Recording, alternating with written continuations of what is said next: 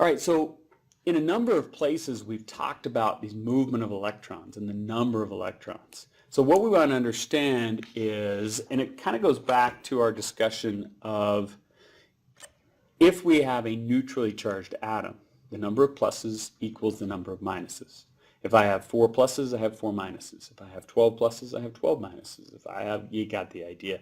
Doesn't matter how big the atom is, to be neutrally charged, I get equal pluses and minuses. Well, what happens when I don't?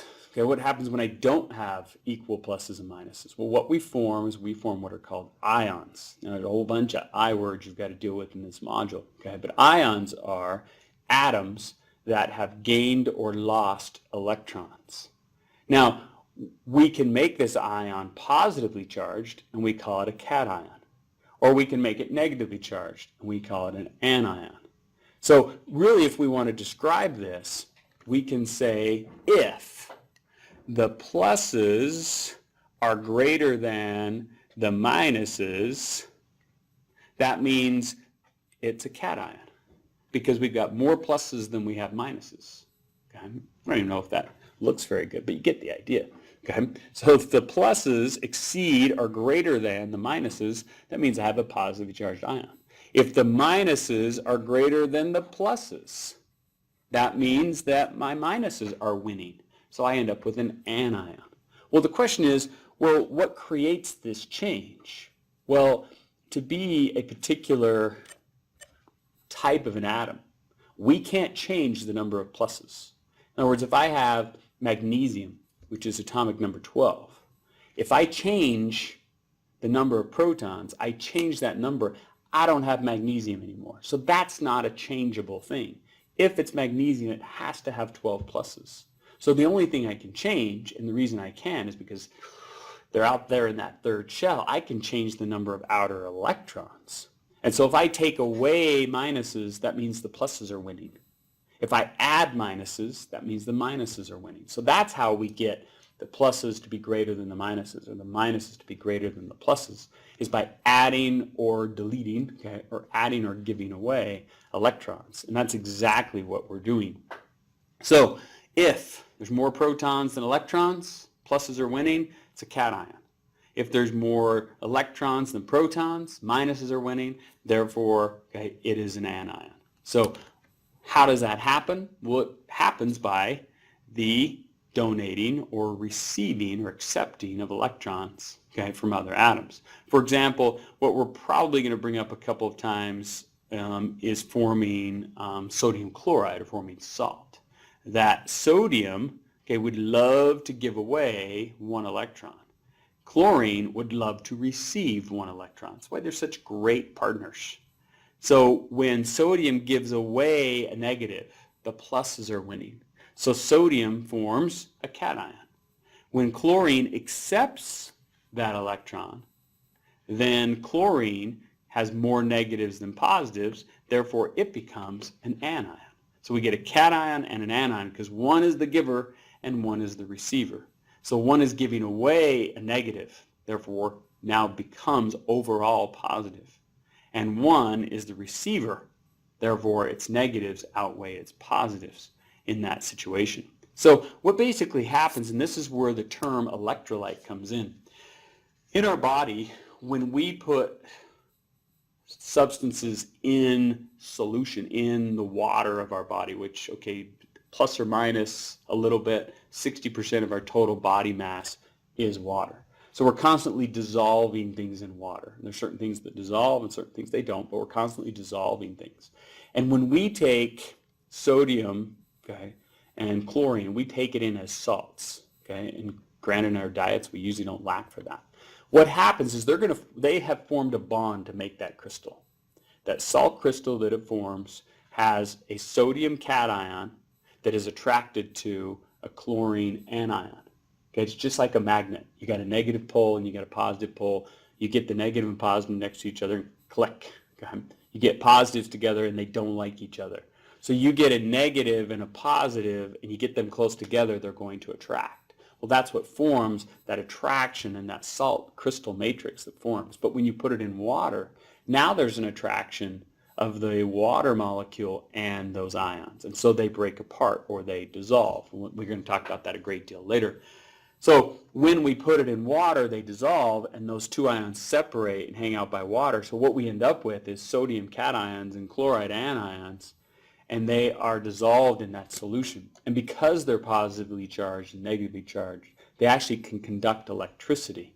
Because we talk about, okay, water is a great conductor of electricity. Well, pure water's not, okay, but water with stuff in it, okay, actually is. Because of all the dissolved stuff that's in water, okay, all the ions, it is a great conductor of electricity. Pure water actually is a poor conductor of electricity. And so in our body dissolved, we have sodium ions, potassium ions, chloride ions, bicarbonate ions. We have all sorts of these that are dissolved, and because they can conduct electricity, we call them our electrolytes. So we talk about looking at a patient's electrolyte levels. We want to look at what's their sodium, what's their potassium, what's their chloride, what's their bicarb. And you're like, well, why do I care? Okay, you really, really care. Because there are a lot of there are a number of very critical levels we have in our body where things work really, really well in a given range, and outside of that, it doesn't work that well. Our electrolytes are one of those. Some of the most tightly held normal, quote unquote, normal ranges are sodium and its level, okay, in our blood, and potassium and its level in our blood, and chloride and its level in our blood, and bicarb. All of those things are very important that we hold these levels, because as we start playing around with those due to water excess or due to dehydration or due to renal failure or due to urinating too much or due to all of these situations, we have more or less of these, and therefore things don't function right. More specifically, the heart doesn't beat right. Okay? Our nerves don't send impulses, or don't send information to and from our central nervous system right. Muscles don't contract right. We talk about people whose muscles are slow to contract versus they're spastic. They're contracting more than they're supposed to. These are very often changes in relationship to our electrolytes because they're important in terms of how they work.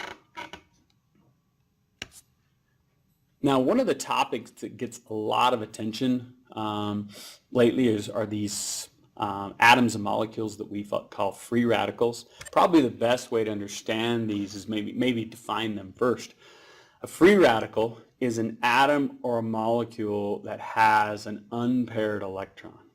If you look in your book, and previously when I talked about electron shells, and we draw electrons, and we drew two together and two more together and two more together. Well, it just so happens that as these electrons move around an atom, they love to orbit in pairs. And not only do they like to orbit in pairs, they like it when one is spinning one way and one is spinning the opposite way. Okay? That's where they're happy. So really, it's kind of like, okay, and I probably get in trouble for this analogy, but it works. Okay, think about, okay, ladies in the group, you're at a big event, okay, there's lots and lots of people, okay, one of your friends needs to go to the restroom. Are they going to go by themselves? No, they're not going to go by themselves. Okay, ladies have to have a partner for some reason. That's what they do. Okay, come with me, I got to go to the restroom. Come with me, I got to go talk about my date. Come with me, I got to go here. Okay, there's that extra person. And when that extra person, or if you had a friend in high school where you were just kind of inseparable, okay, you were always together, you went on dates with your friends together, you hung out together, you watched, okay, whatever the latest series on Netflix is together, whatever you did, you were together. And let's say there was an occasion where that person on a given day, given hour, minute, couldn't hang out with you. Okay, you kind of didn't know how to handle it. Okay, you were kind of twitching a little bit. You lacked that association. Well, electrons are kind of like that. That if you have an electron, an unpaired electron, that other electron's like, wait a minute. And that atom or that molecule is like, wait a minute, I need that other electron. And so it becomes kind of twitchy. And so it's going to seek to basically form a bond or to steal an electron from somewhere else. And so they become very active in terms of chemical reactions of trying to find something to bond to or another electron to steal. That's what a free radical is. So a free radical has that unpaired electron. And the reason it becomes damaging is because it's going to form bonds to other things that normally don't want to be bound to, or it's going to steal electrons from things. Well, now it becomes a chain reaction.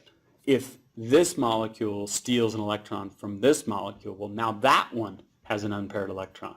And so now it seeks to find one, which then it steals one, which then that one steals one, and so on, until it finally forms a bond or steals from something that we don't want damaged, whether it be cell membranes, whether it be DNA, whatever it can damage. Now, we do want to keep in mind, okay, that this happens normally in our body. Okay, now, the sequence of events that commonly happens for this to occur are a group of reactions. Let me draw this. Okay, is a group of reactions called redox reactions. And we don't hit this too hard because it kind of overwhelms students, but what it stands for are oxidation reduction reactions. And what happens in this reaction is one is going to get electrons and one is going to lose. Okay? And the way it works, and it's because it was originally named, okay, it's fine, okay, our oxidation reaction, so there's actually a mnemonic that helps with this. It's oil rig. Oxidation is loss of electrons.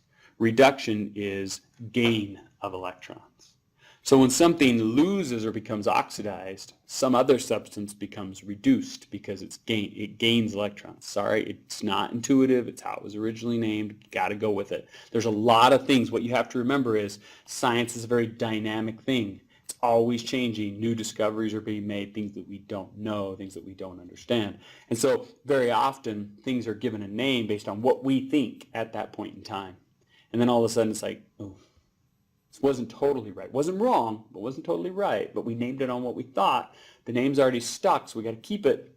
Sorry. Okay. So oxidation is loss of electrons. Reduction is gain of electrons. So when we do these redox reactions, so if I say that we've had an oxidative reaction, that means that electrons have been lost. And so that can form free radicals. And again, we do this all the time.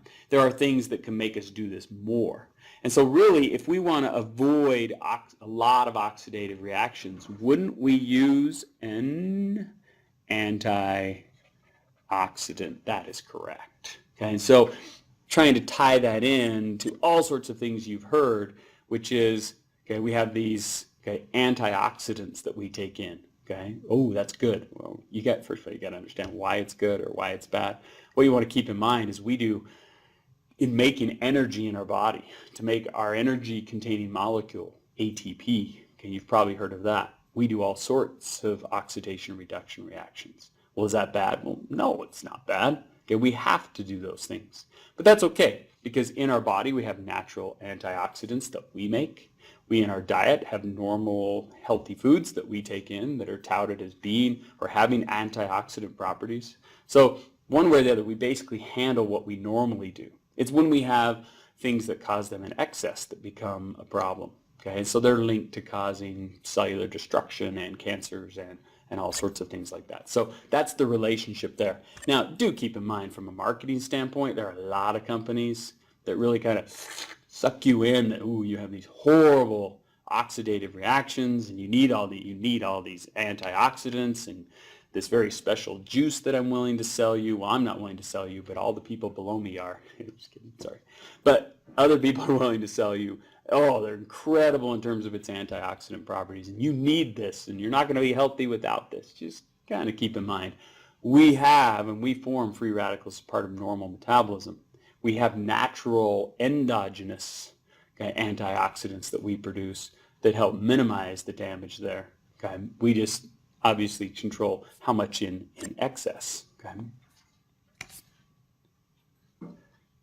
Okay, we've been discussing ions. And so what we want to do is we want to take it a little bit to a higher level from the standpoint of a group of ions we refer to as our polyatomic ions.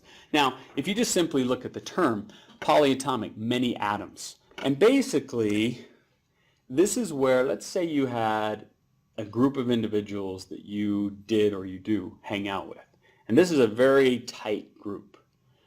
Maybe not just 2 of you, 3 of you, 4 of you, however many are in your group, you have this group. Okay, you call them peeps, you call them a posse, you call them whatever you want to call them, a gang, whatever, I don't know. But you have a group of individuals that you frequently hang out with.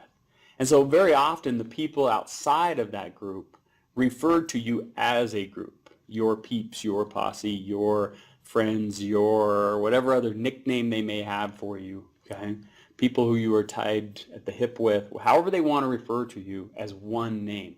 Well, that happens with certain atoms that get together and form particular cations or anions. They occur so frequently together, yeah, we just give them a name, okay, is what we do. So when we actually form these bonds, okay, and when we write these molecules, we take the element to the left of the periodic table and we write it first. And then we take the element on the right of the periodic table and we put it second.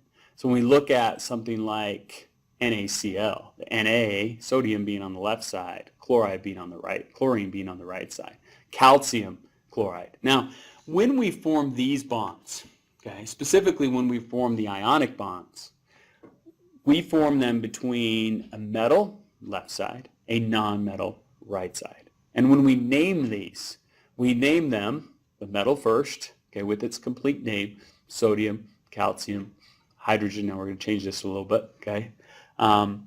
But in these two, when we have the metals and the non-metals together, we name the metal first, and then we hack off the end and put the suffix IDE on the end. So that's why this is sodium chloride, and that's why this is calcium chloride. So we see that. Okay, so we form those bonds between that metal and that non-metal.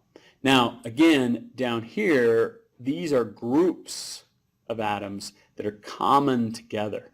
So we don't name them like nitrogen trioxide. We don't name them hydrogen carbon trioxide. We don't name them sulfur tetroxide. We don't, okay, they exist so frequently together that we actually give them just ion names. So now some of the single atoms, we just call them by their ion. Hydrogen ion, sodium ion, potassium ion, fluoride ion, chloride ion, iodine ion. Notice those that are on the left, we just give them their name.